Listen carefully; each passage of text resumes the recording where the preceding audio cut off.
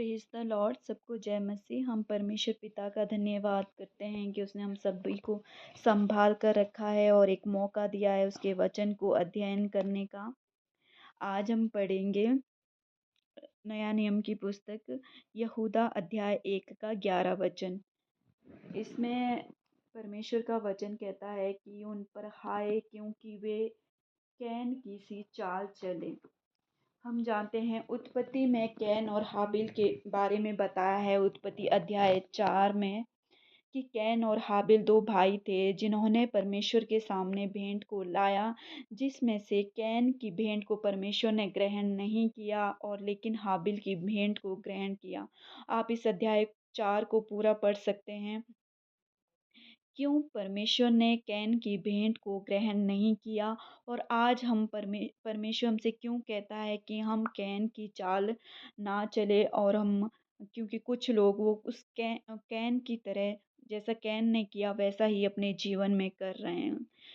परमेश्वर ने कैन की भेंट को क्यों ग्रहण नहीं किया? क्योंकि कैन का अपने भाई के प्रति जो इरादा था वो सही नहीं था।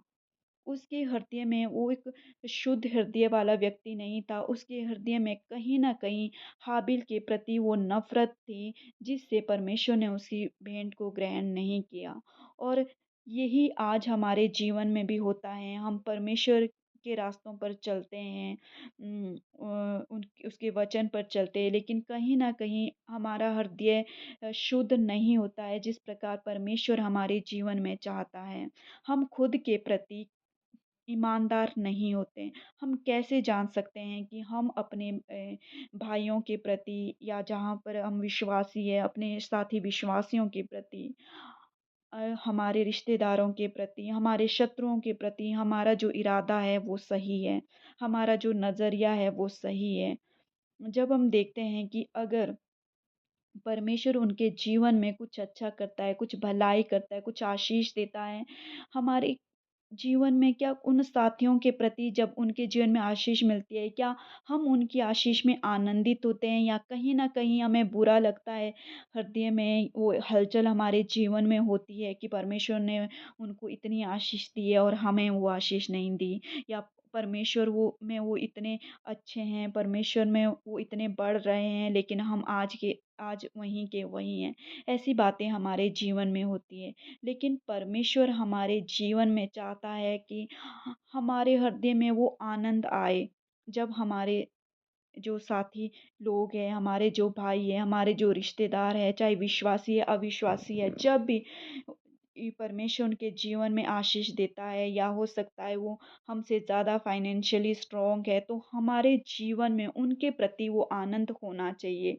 अगर हम नहीं, हमारे जीवन में वो आनंद नहीं है, तो कहीं न कहीं हमारे हृदय में आज भी वो कमी है। आज भी हम वो आदम के रास्तों पे, जिस प्रकार आदम ने पाप किया, आज भी हम उसी रास्ते में हैं। परमेश्वर का वचन कहता है कि जो मसीह में है वो नई सृष्टि है।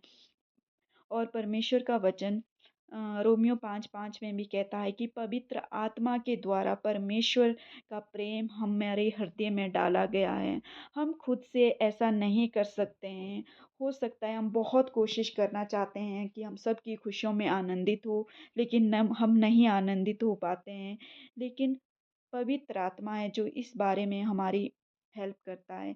परमेश्वर हमें कहता है कि हम उसमें आनंदित रहें। अपने साथियों के प्रति जो हमारा नज़रिया है, उसमें वो खुशी हमारे साथियों के प्रति होनी चाहिए, और अगर हमारे हृदय में ऐसा नहीं है, तो हम चाहे कुछ भी परमेश्वर के लिए करते हैं वो ग्रहण योग्य नहीं होता है।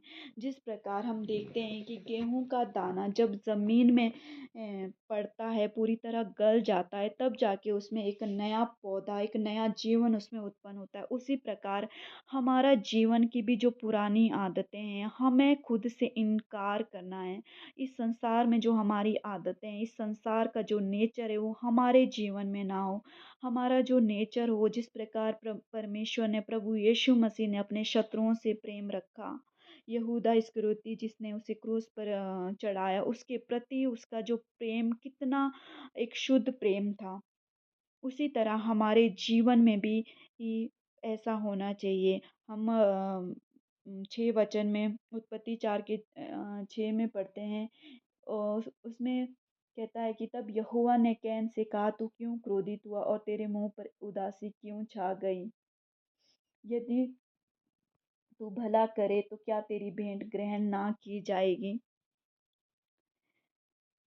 परमेश्वर आज हमसे कहता है कि अगर हमारा इंटेंशन लोगों के प्रति सही नहीं होता है, हमारे हृदय में वो आनंद, वो खुशी नहीं होती है, तो परमेश्वर हमारे उस धन्यवाद की भेंट को ग्रहण नहीं करता है। चाहे हमारे साथ वो लोग जो हमारे लिए बुरा करते हैं, जब अगर उनके जीवन में कुछ अच्छा होता है, फिर हमारे मन में वो खुशी नहीं होनी चाहिए। हमारा हृदय उनके लिए एक शुद्ध होना चाहिए। हमें उनके दुःख में दुखी और उनकी खुशी में खुशी हमारे जीवन में होनी चाहिए।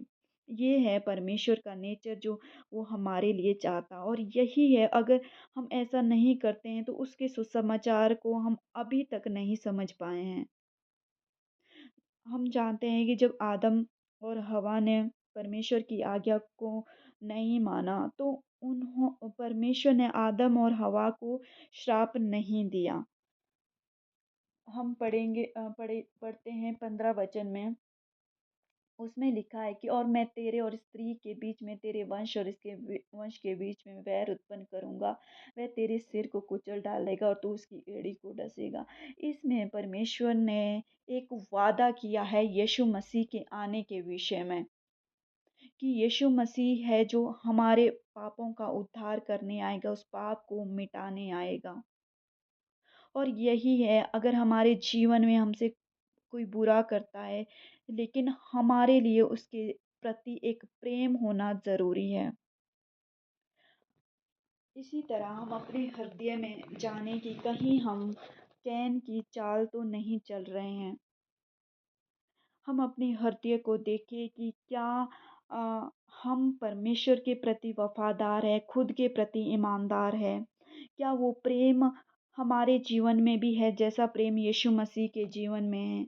हमारा जो नज़रिया है हर एक के प्रति, हमारे साथी विश्वासी के प्रति, हमारे रिश्तेदार के प्रति, हमारे शत्रु के प्रति ही एक अच्छा होना चाहिए। यदि परमेश्वर उन्हें आशीष देता है, यदि उनके जीवन अ, अच्छा है, चाहे उन्होंने हमारे साथ बुरा किया है, फिर भी हमारे लिए उनके लिए हमारे हृदय में वही प्रेम होना चाहिए।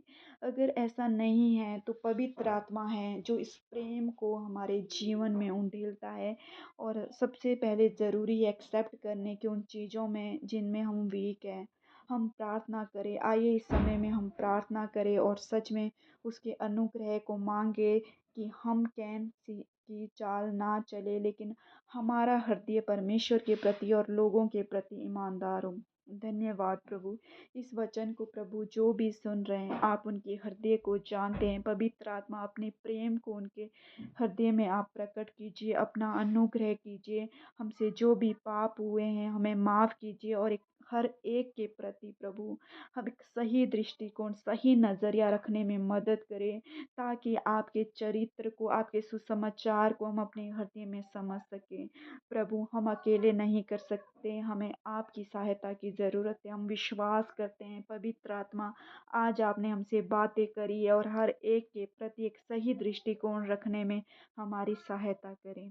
सारी आदर महिमा आपको देते हुए इस प्रार्थना को प्रभु यीशु के नाम से मांगते हैं। आमीन।